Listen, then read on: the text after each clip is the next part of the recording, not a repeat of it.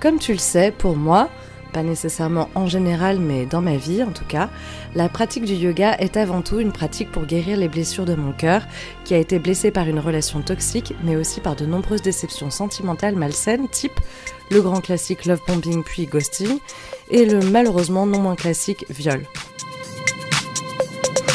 Évidemment, je ne suis pas responsable des mauvais traitements que j'ai subis. Les mensonges, les manipulations, etc.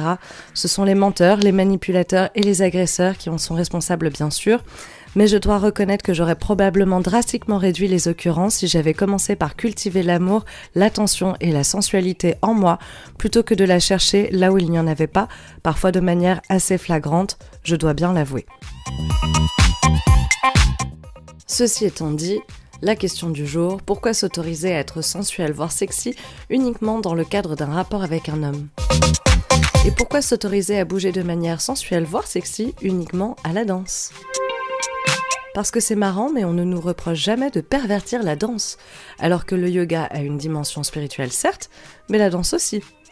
Et si je chante et respecte Krishna, Sita, Govinda, etc., je suis athée. Je crois en l'univers parfaitement matériel qui nous entoure et à ce que je sache, ce n'est pas manquer de respect au soleil que d'onduler sur mon tapis si ça me chante. Bonjour, je m'appelle Amine Prunier, je suis la fondatrice de Time to Bloom, coaching en épanouissement personnel par le yoga, fière coq-bloqueuse professionnelle de fuckboy et autres narcissiques et hôte de cette émission. Mon intention principale dans tout ce que je fais, le désir de voir les femmes mettre au moins autant d'énergie dans la réalisation de leurs rêves que dans leur vie sentimentale. J'aime rider mes respirations en ondulant d'une posture à l'autre, explorer de deep stretch, principalement ouverture de cœur et ouverture de hanche. J'aime me tourner et me retourner dans tous les sens, inversion et twist par exemple. J'aime pratiquer en lenteur, sans rush, d'une posture à l'autre pour savourer chaque sensation dans les moindres recoins de mon corps. J'aime me regarder pratiquer, j'aime cultiver la grâce dans ma pratique.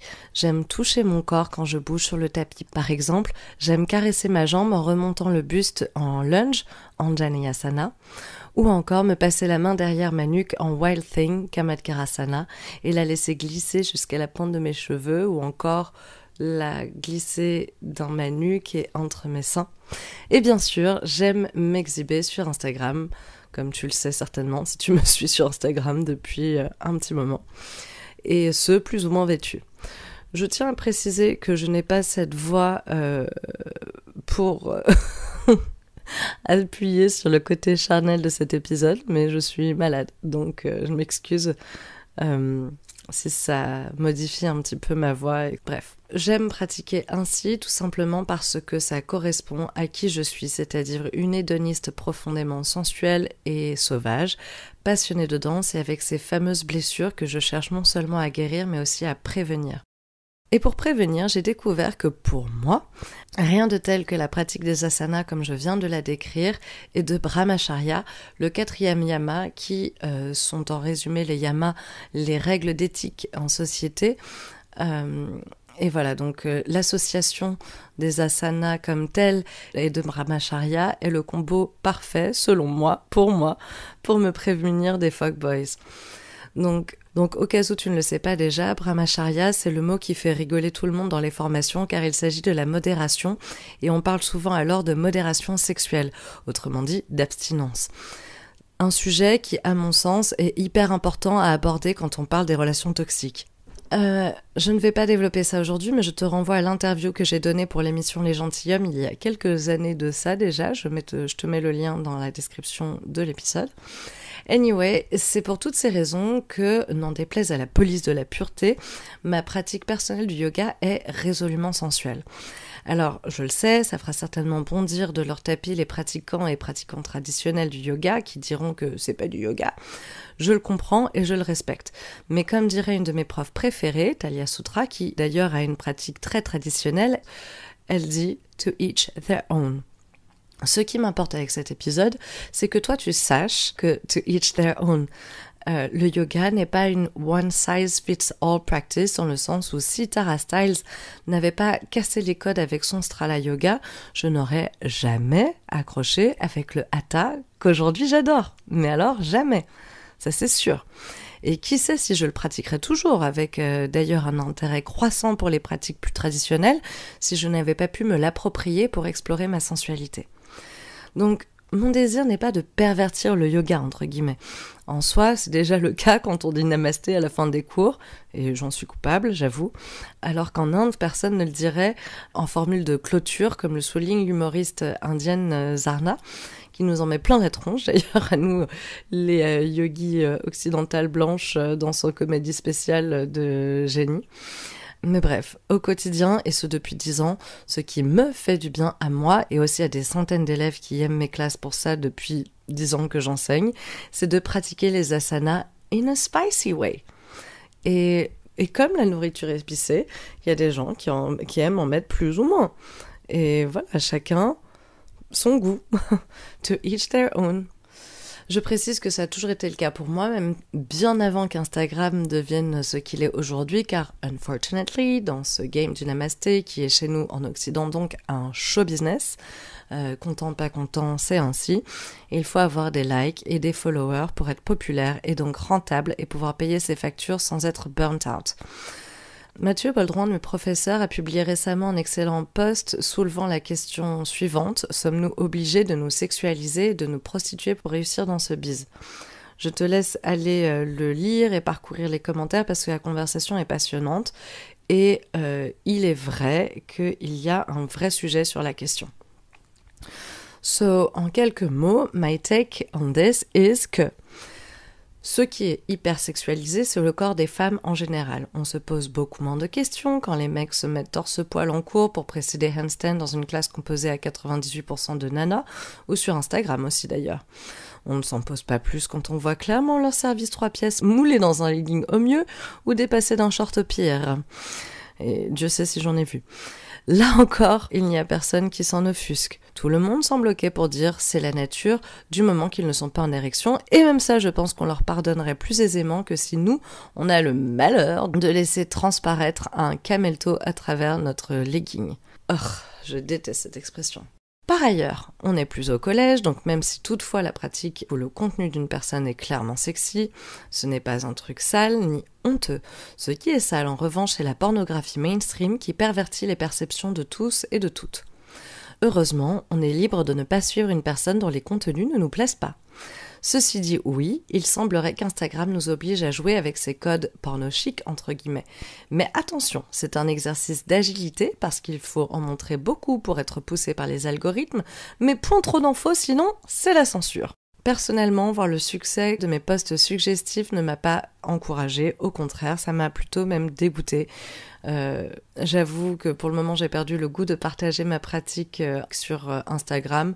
Parfois, je poste en story des cours que je prends où je suis en jogging ou pyjama, le plus souvent les cheveux sales et surtout pas maquillée parce que ça me dérange que l'on puisse penser que je suis intentionnellement putaclic. Mais du coup c'est triste parce que du coup je me prive et ouais, l'époque où il n'y avait aucun autre enjeu que de me faire kiffer me manque finalement. C'était sincèrement extrêmement libérateur pour moi de pouvoir partager ces contenus parce que au quotidien, celles et ceux qui me connaissent le savent, je ne porte que du long et du ample dans la vie pour me protéger des regards dégueulasses qu'on peut avoir dans la rue. Et puis je pratique donc brahmacharya dans mes relations pour me prémunir des abus, donc c'était cool d'avoir un endroit où je pouvais vraiment me lâcher, tu vois, sans trop de danger, parce que malheureusement le danger est aussi sur les réseaux, mais sans trop de danger a priori. Donc voilà, je voulais dire quelques mots à ce sujet-là parce que j'ai vraiment apprécié les conversations soulevées par ce post, dans le sens où moi-même j'ai déjà été frustrée de pouvoir observer le succès de certaines pratiquantes de yoga d'un point de vue business parce qu'elles s'affichaient de façon constante à moitié nue et en fait le fait de ne plus le faire ou pas autant le faire je sens que ça me coûte, Donc j'ai ressenti cette frustration d'une part, et d'autre part, je connais cette libération aussi de pouvoir s'afficher comme on veut.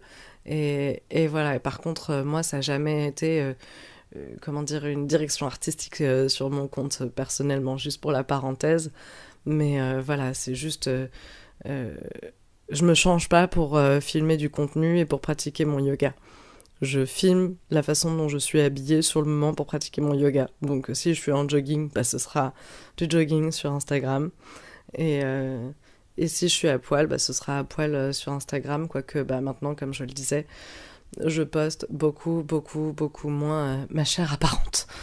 Anyway, je voulais intégrer dans cet épisode quelques anecdotes personnelles pour t'expliquer comment ma pratique du yoga, donc avec cette certaine dose d'épices, m'a permis de redéfinir ma sensualité.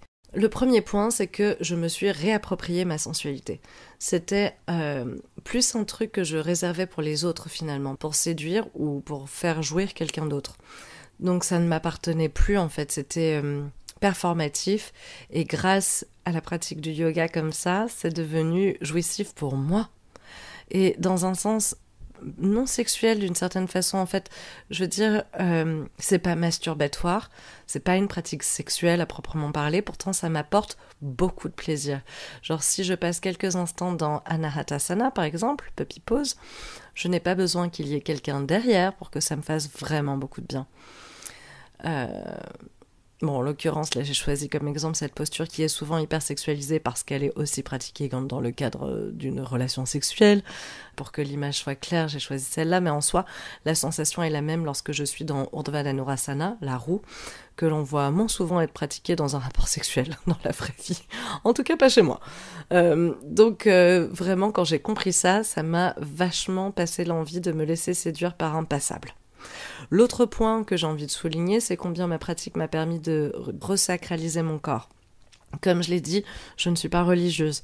Et n'étant pas religieuse, voire même en rébellion contre tout dogme religieux, j'ai un peu perdu l'équilibre avec la notion du corps sacré. Pour moi, il ne s'agit pas de faire vœu de chasteté jusqu'au mariage, mais simplement, grâce au yoga, je vois désormais mon corps comme un merveilleux véhicule, un cadeau inestimable qui permet à mon âme d'être incarnée sur la terre.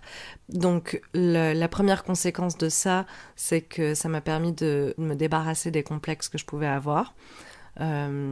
Du moins partiellement, parce que bon, parfois c'est des choses qui sont tellement ancrées que ça finit par ressortir. Il suffit de reprendre 2 kilos pendant les fêtes et voilà, on est à nouveau challengé sur ces questions. Mais bon, globalement, ça n'a rien à voir avec avant.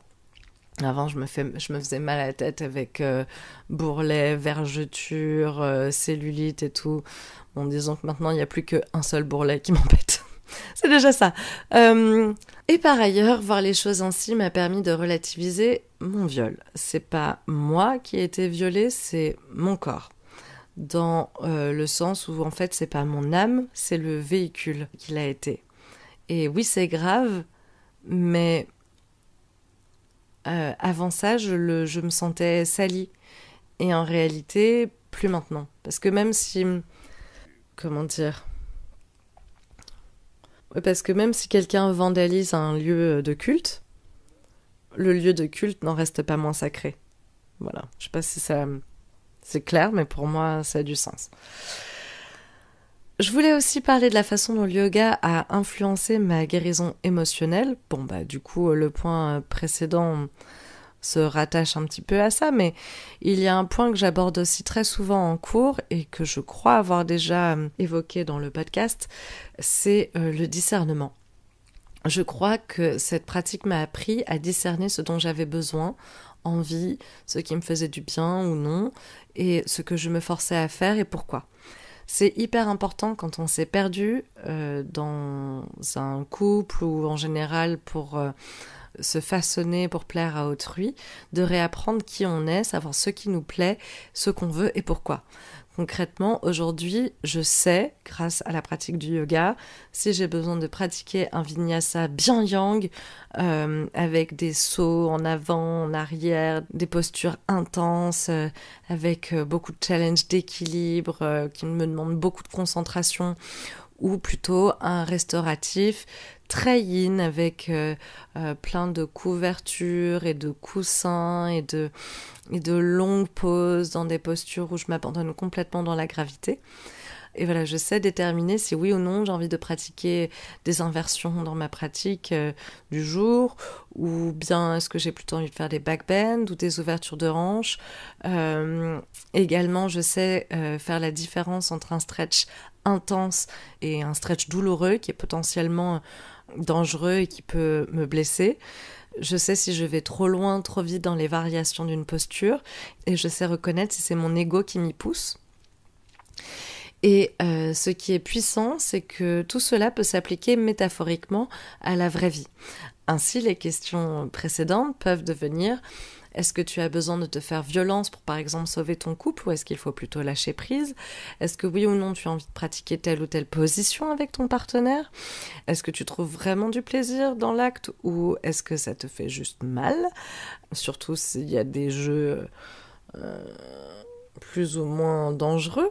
J'en reviendrai dans un autre épisode. Ça fait très très longtemps que j'ai envie de faire un épisode qui s'appellerait Vanilla Sex, pour parler de la façon dont on diabolise le Vanilla Sex et dont justement on déstigmatise, c'est ça le mot que je cherchais, la façon dont on déstigmatise les rapports sexuels violents. Donc voilà, je sais que c'est quelque chose de très très très courant, surtout chez les générations plus jeunes.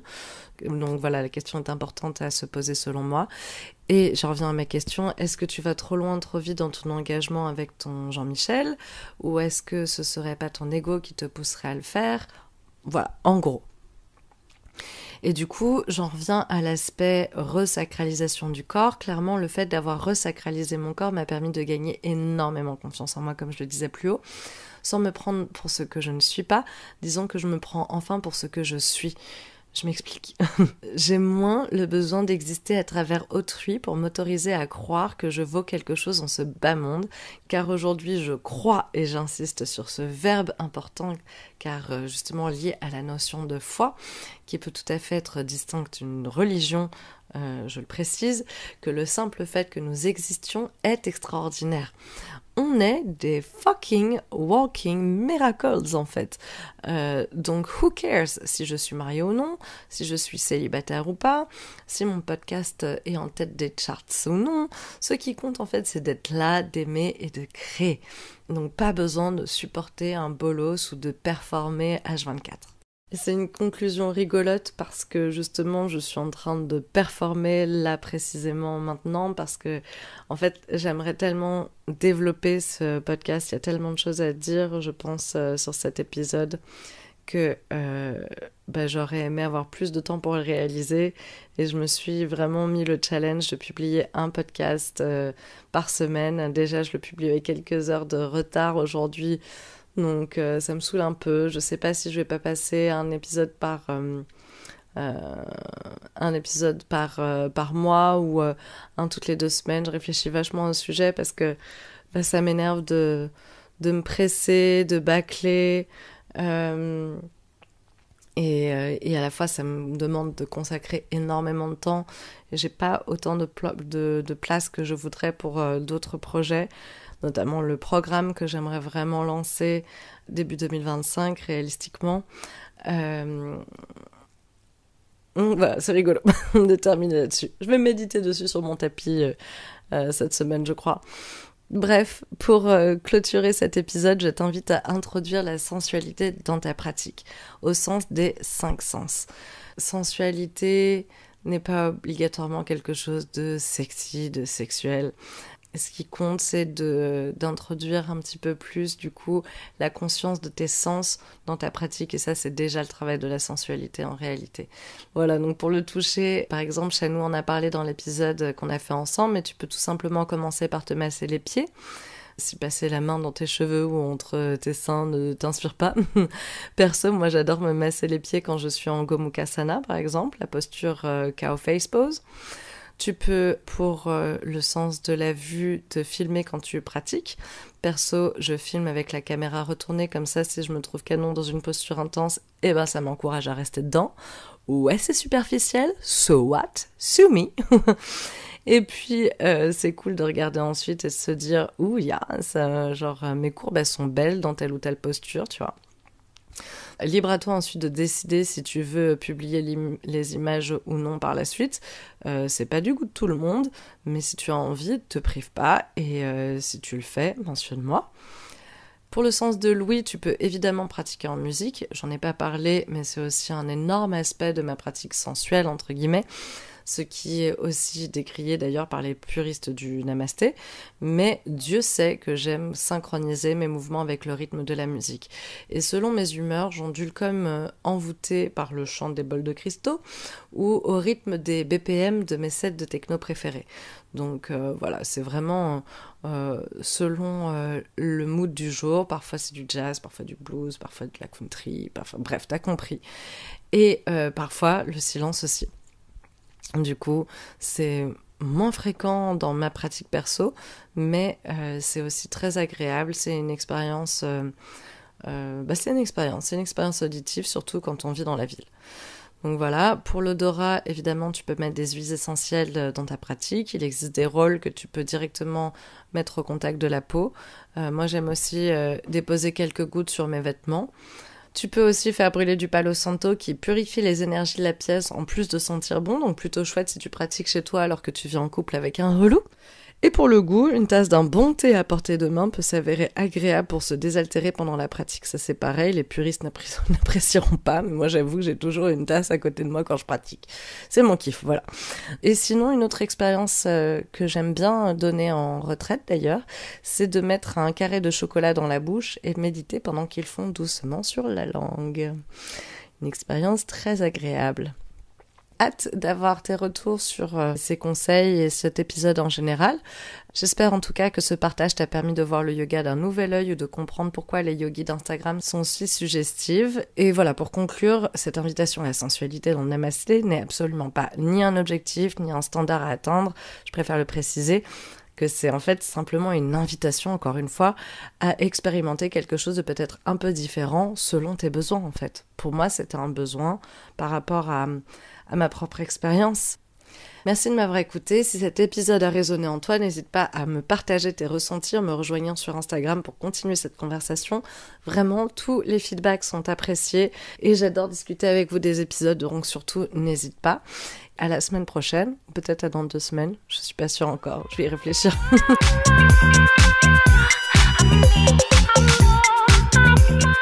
C'est la fin de cet épisode, j'espère qu'il t'a inspiré à bloomer. Si c'est le cas, s'il te plaît, partage-le à ton réseau sur tes réseaux. N'oublie pas non plus de donner 5 étoiles à l'émission et bien sûr de t'abonner pour ne pas manquer les prochains épisodes.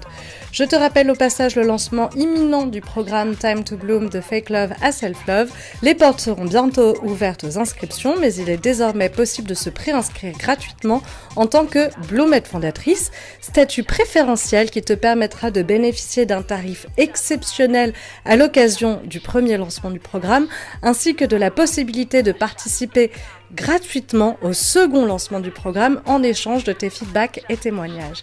Et si tu ne peux pas attendre pour commencer à bloomer avec moi, alors rendez-vous sur mon site www.thepruneyoga.com pour consulter les différentes options pour démarrer dès aujourd'hui le Bloom processus ensemble. Tu peux soit réserver un coaching particulier en one-to-one ou bien télécharger gratuitement des ressources Bloom pour commencer à bloomer en autonomie. Voilà, c'est tout pour aujourd'hui. Rendez-vous la semaine prochaine pour un nouvel épisode du Time to Bloom podcast.